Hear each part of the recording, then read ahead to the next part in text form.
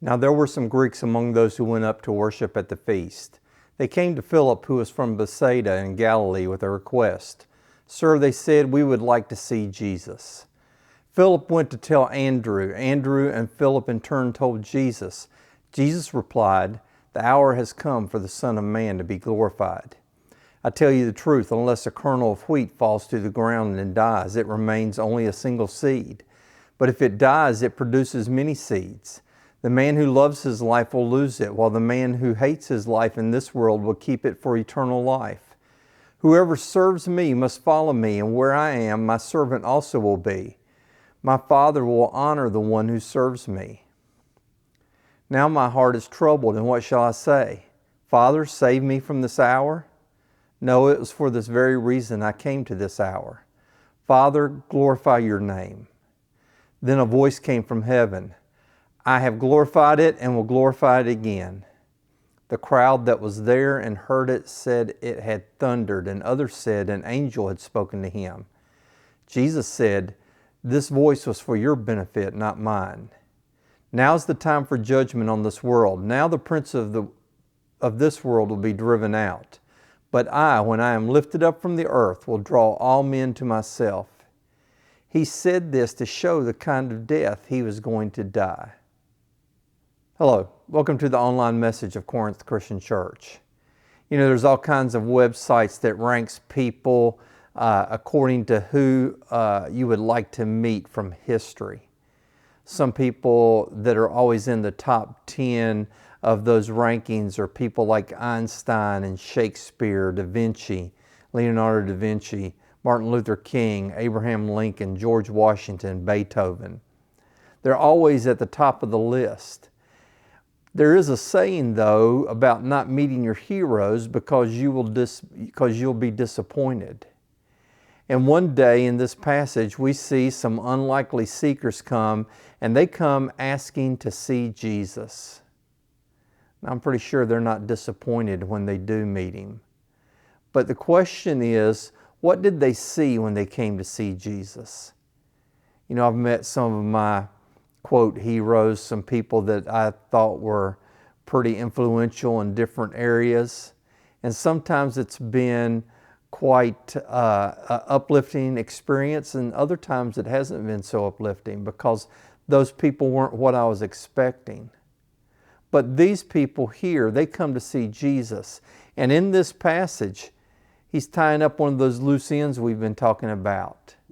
Because he says, if you've come to see me, this is what you're going to see. And he begins to describe some of those things about himself that's about to take place. He says, you're going to see a man whose time has come. All through Jesus' ministry, he kept telling people, the hour hasn't come yet. At the beginning of his ministry, he told his mother time had not come. When they tried to stone him, they couldn't because his time hadn't come. They tried to arrest him in the temple. His time hadn't come. But from this point on, what's interesting is that Jesus will say that his time has come. John 17:1 says, after Jesus said this, he looked towards heaven and prayed, "Father, the time has come. Glorify your Son, that your Son may glorify you." You know, I've done a lot of weddings, photographed a lot of weddings. And one of the things that's usually true in a lot of weddings, it's not always true, but that is that the groomsmen are only concerned about having fun at a wedding. The bridesmaids, they're busy getting all the details ready, making sure everything looks good. But the guys, they're just, there for the party afterwards. They don't care. They're laughing, they're joking, they're running around. They're just kind of causing chaos. But all that changes when they get ready to go out into the auditorium. They're back in the hallway, and all of a sudden you see these group of guys are all quiet. They're serious. They're sweating. They're going to stand in front of all these people. Because you know why? Time has come. Everything changes when the time has come. And that's true for Jesus. Not saying that Jesus has been running around laughing and joking and just having a good time leading up to the cross. But the point is that he knows that the day is coming, the time is coming. And now the hour has come. It's just a couple days away. And now things are more different than they've ever been before. His ministry is different. His attitude is different. His responses are different. Almost everything he's done so far has been aimed at the Jews, but now there's a different crowd that wants to see him. Even the disciples don't realize it for a while, but now what's about to take place isn't just for the Jews any longer, but it's for the whole world. And in a moment of foreshadowing, John says the Greeks approach Philip with this request that they want to see Jesus. And the word they use in the Greek means more than just to see him with your eyeballs. It means more than just looking at him. It means that these Greeks have come from Jerusalem for a feast. They've come for the Passover. See, these Greeks are proselytes. They're Gentiles who have been converted to Judaism. Biologically, they're not Jewish, but maybe they'd gotten tired of all the Roman and Greek gods and all the weirdness that went with it, and they realized there's only one true God, Yahweh. And so because of that, they went through a series of practices that they became Jews. They obeyed the law of Moses, they kept the feast, and they began to look for the Messiah. And now they want to see Jesus because they wonder if he's the one. Now the thing about the Greek, about Gentile proselytes, is they weren't really highly regarded among, quote, real Jews. Those Jews who could trace their bloodline back to Abraham. I mean, these Gentiles are better than the other Gentiles, but not by much. For Jesus, this is just another reminder that even Gentiles can believe who he is, even when the Jewish leaders cannot. And it's this indication that his earthly ministry is about to end. This is the hour. No one has understood but Jesus that this is the biggest hour in history. This is the event that changes the world forever. You know, it's easy for us to get caught up in the events of the world around us. We can get caught up in the pandemic and Russian aggression and protests and Chinese threats to Taiwan and stock market instability. And all of these things are big things that are going on. And if you listen to the news, they're the biggest things that are going on.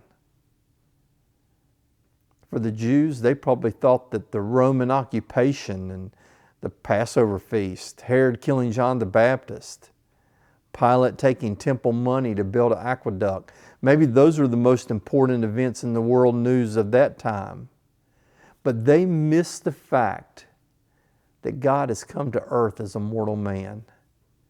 That this person who has been healing the sick, raising the dead, giving sight to the blind, making the lame to walk, that he's getting ready to go through an event that's going to change humanity forever. Because he's going to die for the sins that we've all committed. And his hour has come. The Bible in this passage says that Satan's going to be tossed out as the prince of this world. And so this is the biggest moment in history, the biggest moment for the future. And most of the people that are in the world at that time, and maybe most of the people that are in the world today, miss it. But Jesus knows here that the hour has come. And before he can go to the cross, he has to tell the disciples. He tells them, he says, my soul is troubled.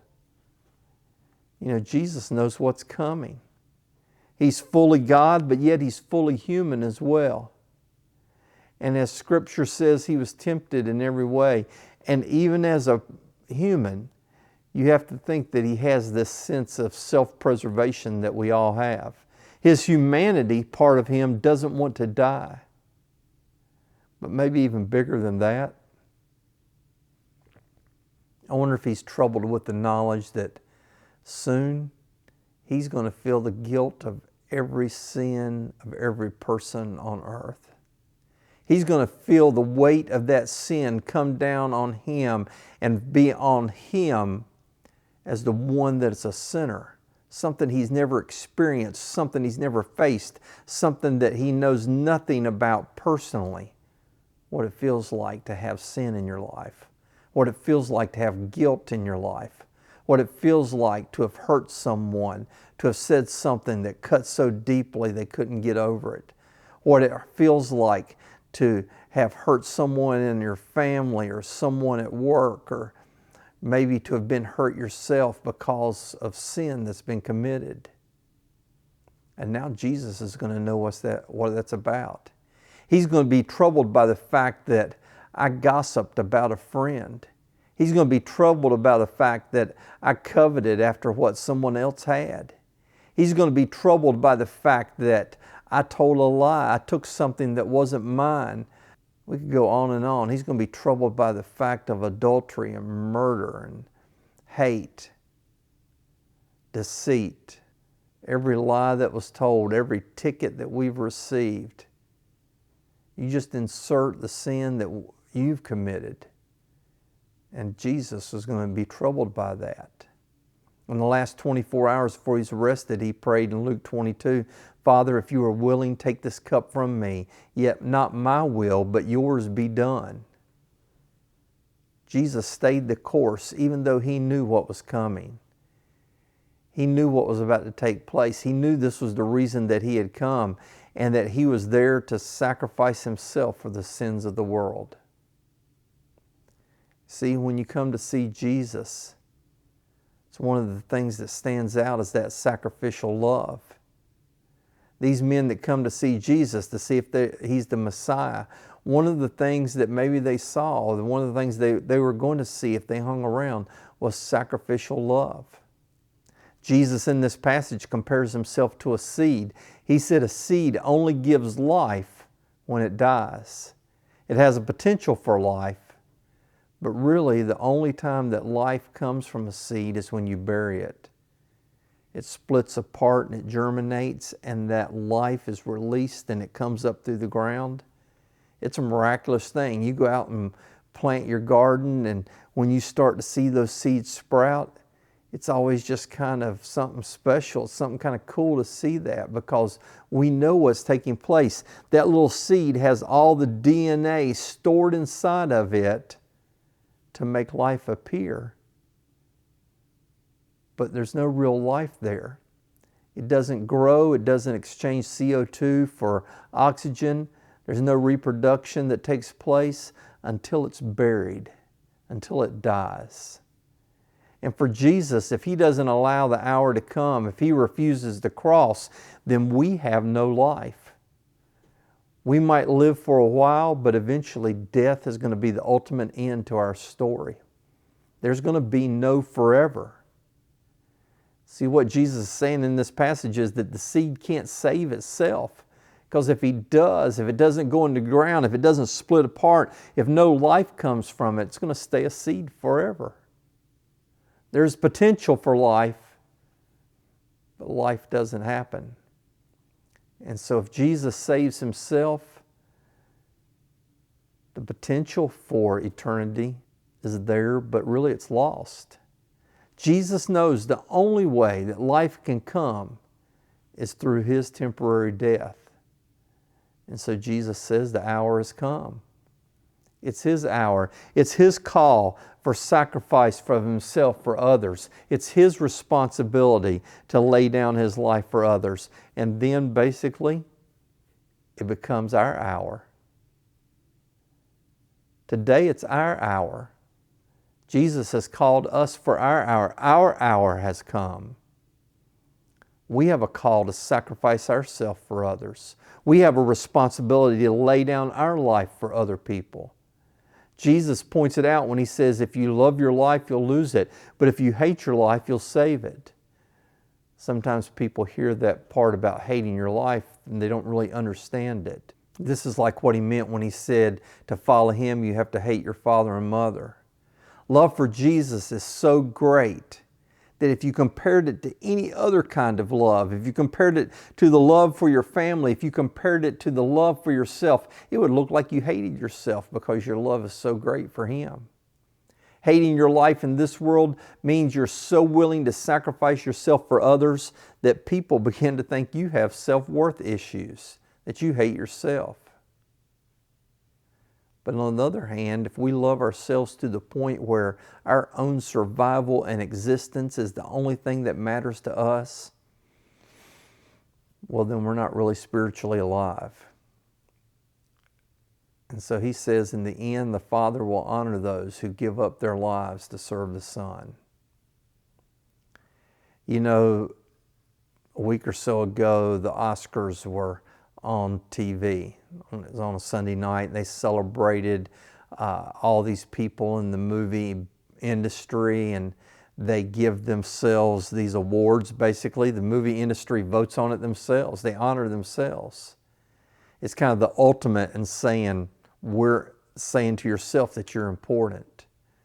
They nominate and they congratulate those that become the best lead actor or actress, the best supporting actor or actress, the best animated film, the best short film, long film, documentaries, on and on and on it goes. And then, of course, the big one, the best picture of the year. And it is quite an honor to receive those things. Those people that are Oscar winners are a limited group of people. But I wonder, anybody watching today, can you tell me who won Best Picture of the Year last year? Can you tell me who won Best Picture of the Year 2 years ago, 3 years ago? Probably not. If I ask you to write it down, you say, not sure. You see, those honors are fleeting. NCAA tournaments going on, and there are some people that are really into sports, and they would be able to answer this question right away. Who won the championship last year? Who won it the year before? Or the year before that? And there's some people that could tell that. But the point of this passage is that for the most part, people don't remember. They don't remember those things. If you're in that industry, you might remember it, but otherwise, you don't really remember what was going on. And the point that Jesus is making is that the Father honors those who lay down their lives to serve Jesus by serving others. And when you do that, that honor lasts forever. That's when the seed dies and life sprouts up. That's when what he describes here, the Father is glorified. The world sees and knows that God makes a difference in your life and in the lives around you. See, when people come to see Jesus, they're going to see that the hour has come. They're going to see self-sacrificial love. And they're going to also, when they come to see Jesus today, they're going to see Him living inside of us. See, when they see Jesus, they see God's glory in unexpected ways. As we talked about earlier, Jesus isn't looking forward to this hour. He isn't looking forward going through the guilt, the pain, the death, the humiliation. But He said, this is the reason that I came. He came to pay a price that we can't pay. And as He does that, He prays the one thing that He can pray, and that God's name would be glorified. To glorify means to recognize for that which makes others admire you. That's what Jesus is going to do. He's going to glorify God on the cross. You know, in some ways it seems kind of odd. God receives glory as Jesus hangs beaten and bleeding in the most degrading means of execution ever imagined. But here in this sacrificial love that brings grace and mercy to those that will come to Him, God's love is on display, and because of that, He receives glory. And for all of those that serve Jesus, that serve God's Son, we glorify in Him. You know, there's a term called reflected glory. It happens when you have friends or you're attached to someone who's receiving glory, and so you receive a little bit of honor too. One of the most famous groups of people who received reflected glory was maybe that group that hung around with Elvis Presley. He had a group of, I don't know, maybe 100 people that hung around him that were kind of his posse, so to speak, in today's world. They were the ones that was always with him. And he did special things for them. He gave them Cadillacs. Everyone that was in this inner sanctum of his received this necklace that had TCB on it. I think had a little lightning strike on it or something. It meant taking care of business. That was Elvis's slogan. And all those people in that inner circle received one of those. I was watching an interview some time back, and this guy pulled out his necklace. He goes, "Here's my necklace. I was part of Elvis's inner circle." You see, basically, Elvis was the one that received all the glory. Elvis was the one that was famous. Elvis was the one that had the talent. But for all those people that hung around him, they received some of that glory too. It was reflected on them. This person held up that necklace, and an interviewer said, "Tell us about it. Tell us what it was like being with Elvis." He received some of the glory that was reflected off of Elvis.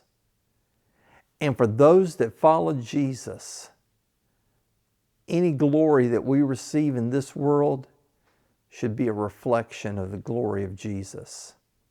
It should be a reflection of the glory of Jesus because we're willing to sacrifice ourselves for others.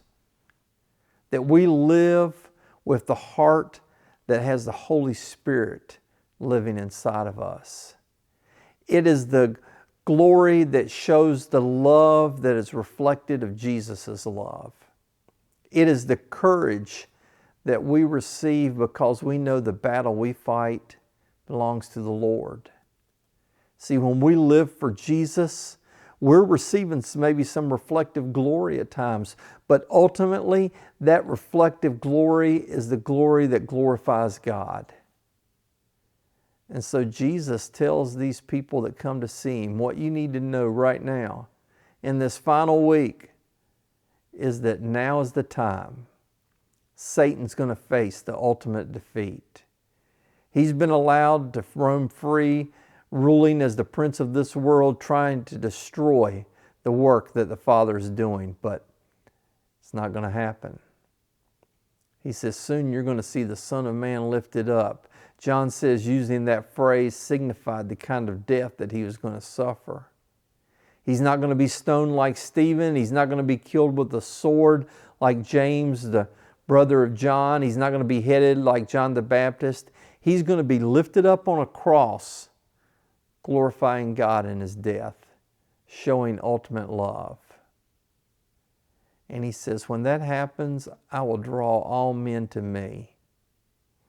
And that's what Jesus is doing even today. As He's been lifted up on a cross, He's drawing people to Him. Right now, He's reaching out, wanting to draw you to Him, calling you to come to Him, calling you to receive some of the glory that He's received that you can have because of your desire to follow Him, that will be reflected off of Him and onto you. You know, the thing about drawing others to you is that you can call people to come to you, you can beg them to come to you, you can do everything you can to have them come to you. But that doesn't mean they'll come. Doesn't mean that they will accept the invitation. There's a story that's been told hundreds of times in hundreds of sermons probably about the man who was in his house and there was a flood that came and a boat came to pick him up and he says, no, God will take care of me. And a little bit later a helicopter came to pick him up and he says, no, God will take care of me. And finally the water got so high that he drowned. And when he got to heaven, he said, Lord, why didn't you take care of me? And God looks at him and He says, I sent a boat and a helicopter. And the point of the story is that today God's calling you. And someday it would be sad for you to look at God and say, why did you reject me? Why did you save me? And He says, I gave you every opportunity. I called you to come to me and you rejected it. Jesus wants to draw all people to Him. Not everyone's going to answer. But today can be the day that you answer Him. That you can see and now reflect the sacrificial love that He expressed for you. That you can begin to lay down your life for Him. And that you can allow Him to make a difference in your life that will last for all eternity. Why not do that as He calls you to be His? He calls you to be a part of His family, to be a part of His group. You're not going to receive a necklace with TCB on it. You're going to receive a crown of life. Why not come and do that today? If you have a decision to make, I invite you to give me a call. The number's at the end of this message. We can discuss what Jesus calls for you to do, to repent, to confess Him, and to be baptized. Why not make that decision and call me today? I look forward to hearing from you. Until next week, God bless you. Take care. I love you.